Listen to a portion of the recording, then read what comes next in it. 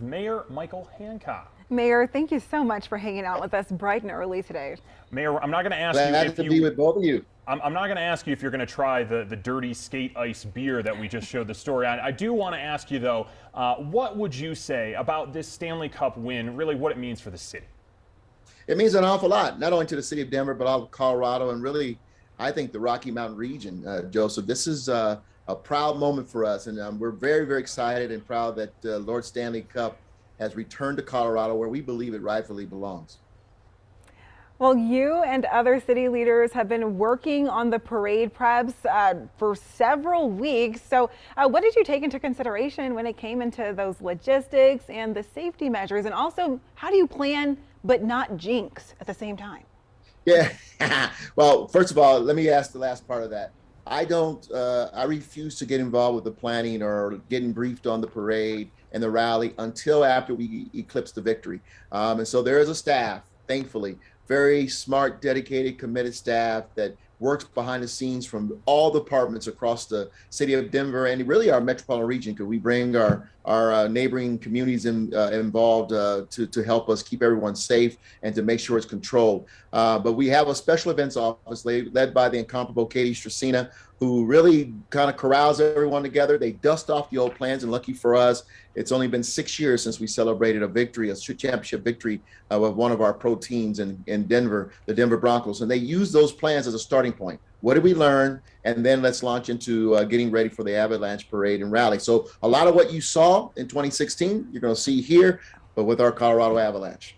Well, hopefully, Mayor, you can just kind of rinse and repeat, because you'll have this plan to then use next year and the year after that and the year after that. And I'm not here to jinx. ever. We got plenty of time. We're not jinxing anything yet, Mr. Mayor. Yeah. Let me ask you, what are your plans for Parade Day?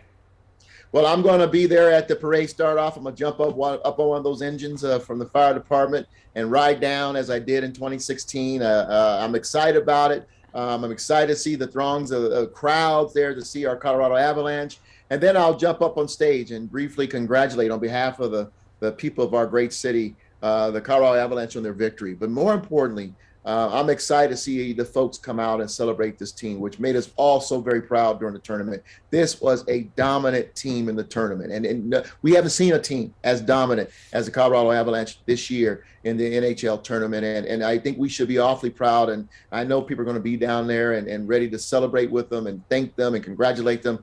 A well-deserved celebration for them. You say we should be awfully proud, and we certainly are. One thing, Tampa, they owe you a couple of things, right? I hear that there was a bet. Have you gotten those things yet, and what do you plan to do with them? No, but I did receive the video of Mayor Jane Castor preparing to ship the cigars and the other things that we've won. And she was in her Colorado Avalanche jersey. I noticed she took it off as soon as she was done video taping. She should have kept that thing on and walked through the airport. But I also, Phil Washington, our CEO of Den Airport, won. And so the CEO of the Tampa Airport had to wear the jersey and do the same thing. So we're going to get those cigars and other tchotchkes shipped to us. But here's the cool thing. One of their renowned chefs from Tampa is going to fly into Denver and prepare a meal for four. And so we're going to accept that. And we'll be more than happy to relish in that victory with their food from Tampa Bay.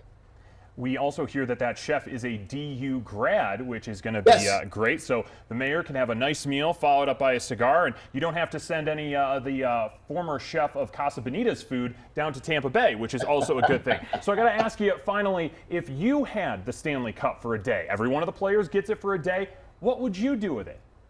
You know what? I think I would put it in the mayor's office and invite the public to come in and see it up close and personal.